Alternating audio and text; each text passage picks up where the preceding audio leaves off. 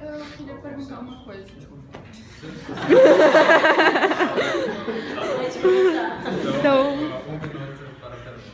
Então, eu queria saber como é que vocês iam oferecer esses cursos e essa iniciativa da Empresa Júnior, sendo que a gente tem de verba anual 4.000 e no meio do ano a gente não teve de verba para poder ir na Ineco. Tá. E qual o planejamento financeiro que vocês têm para... Duas perguntas. Se tu conseguir responder as duas, tudo bem. Tá. Eu quero saber qual que é o planejamento financeiro de vocês para fazerem o que vocês propõem. E também em relação à empresa Júnior, como é que vocês vão instrumentalizar os alunos? Então.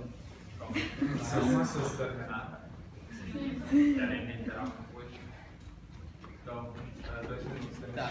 A oferta dos cursos ela não vai envolver as verbas da coordenação. Ela vai ser uma iniciativa do diretório para que com a oferta de cursos sejam captados receitas para que no futuro sejam subsidiados ou outros eventos ou novos cursos.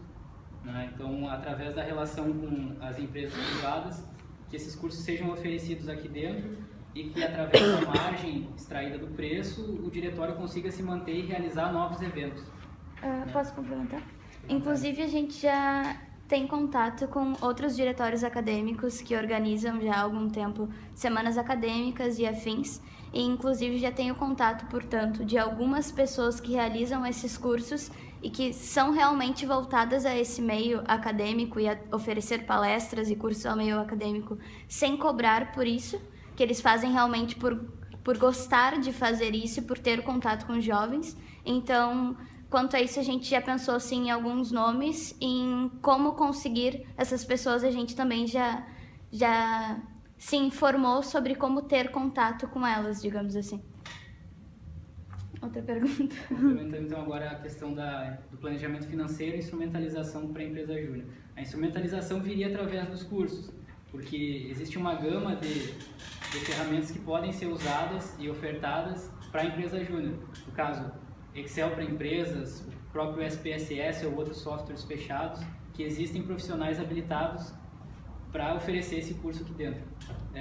Quanto ao planejamento financeiro, como eu havia falado, a questão da arrecadação de receitas em função dos cursos, e a gente pretende exercer um planejamento de modo que esse planejamento seja transparente para com os alunos.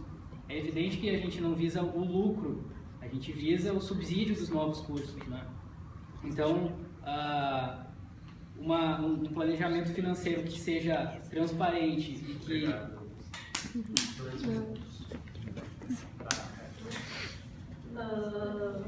Assim como o planejamento de vocês, a nossa proposta também seria não digo parceria, mas o contato, a aproximação, a ponte entre os alunos que têm interesse em fazer um curso de investimento, de etc., com uma empresa privada. Fazer essa ponte, essa parceria, digamos, para que seja ofertado com um desconto maior entre alunos, digamos, mais ou menos 20 pessoas, grupos interessados em fazer esses cursos que empresas privadas podem oferecer, tanto fisicamente como online. Nós também temos algum planejamento que seria para arrecadação de fundos para fazer a semana acadêmica, não só através dos cursos ofertados, mas também como projetos, como interações entre o curso diurno e noturno, como por exemplo festas, campeonatos interativos como de pôquer, truco, xadrez, também ofertar Além do incentivo à pesquisa, né? Para aumentar o valor. Isso. E também na parte de, por exemplo, ser responsabilidade do DA ou tomar a iniciativa para arrecadar fundos, por exemplo, fazer um moletom do curso e poder vender para os alunos, já claro, com a porcentagem de lucro em cima, mas deixando sempre transparente essa forma que a gente faz para poder investir em trazer, digamos, palestrantes de outras universidades, até de São Paulo, que tem uma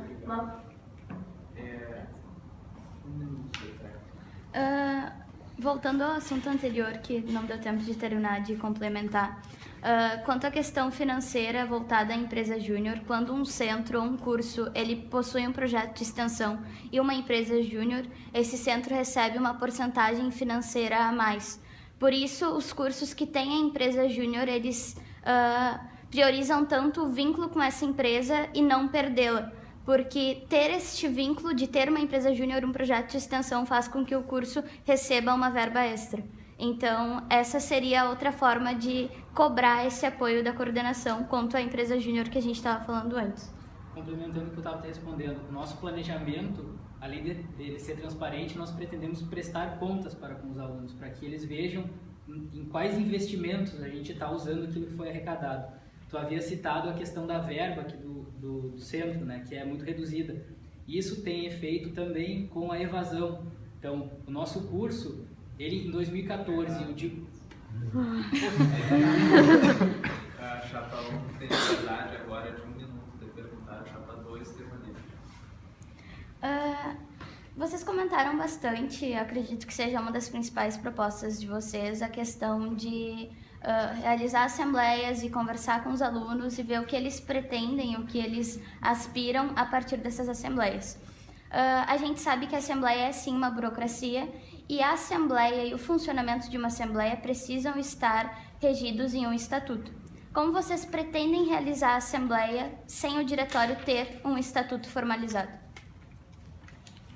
2 minutos de resposta.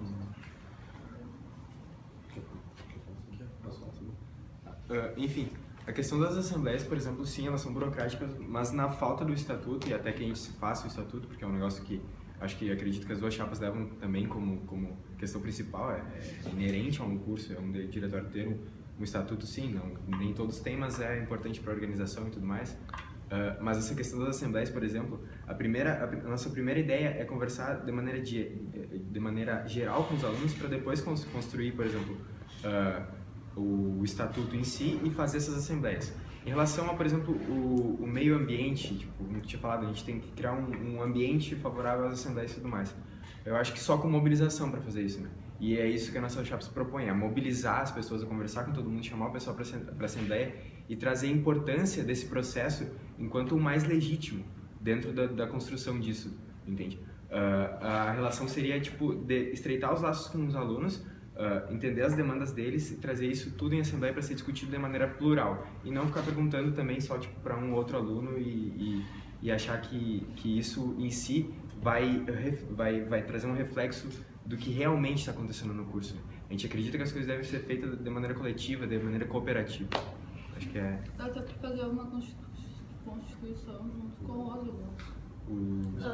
Sobre o estatuto também, a gente já viu alguns estatutos de outros DEADs que a gente entrou em contato quando surgiu essa ideia e a partir de então a gente pensou em talvez compilar ideias fundamentais, básicas de outros estatutos no Estatuto da Economia, mas sem, com certeza, depois da criação de um estatuto, depois da aprovação pelos graduandos, esse estatuto ser legalizado, ser burocrático, ser registrado em cartório, para que então haja sim um estatuto do DA da economia e que esse DA tenha a partir do estatuto... 2 minutos de réplica. Certo. Tu havia falado que o estatuto ele precisa da participação dos estudantes para ser criado. Nós pretendemos fazer isso. Tanto que o nosso método para elaborar o estatuto é, em uma semana, convocar os estudantes através da Estatuinte para que cada um contribua com a sua opinião, com a sua visão acerca do curso e do que deve constar no estatuto. Posterior a isso, seja elaborado texto e disponibilizado votação online para isso. Ou seja, ele deve ser democrático. 50% mais um garantiu a aprovação do texto. Do contrário, é feita uma nova Estatuinte para decidir o que precisa ser mudado. Então, eu acho que a criação do estatuto, ela viabiliza as assembleias, ela viabiliza os encontros, né? Ele é da fundamental importância para a gente conseguir estruturar isso. Do contrário, pela própria falta de ambiente, como é consenso entre as chapas, a gente não vai conseguir chegar a lugar nenhum. Um minuto de André. Exato, acho que é importante salientar a importância da participação política enquanto movimento estudantil aqui, né? Isso é um negócio a ser salientado, que a gente não tem esse ambiente, a gente não tem um ambiente como vou dizer, envolvimento, digamos assim, né? A gente não tem um envolvimento tão grande, mas a gente acredita que isso tem que ser criado através da base, né? Através do diálogo direto com os estudantes. E aí, a partir disso, lógico, construção. Acho que... E também na parte que eu estava falando, só para complementar, da legalização do estatuto, que a partir de então haverá um estatuto do DAECO, e assim que a gente possa, tipo, ser comprovado a nossa autonomia estudantil e que não fique dependendo de estatuto de DCE ou de coordenação ou de qualquer órgão, ou qualquer órgão superior.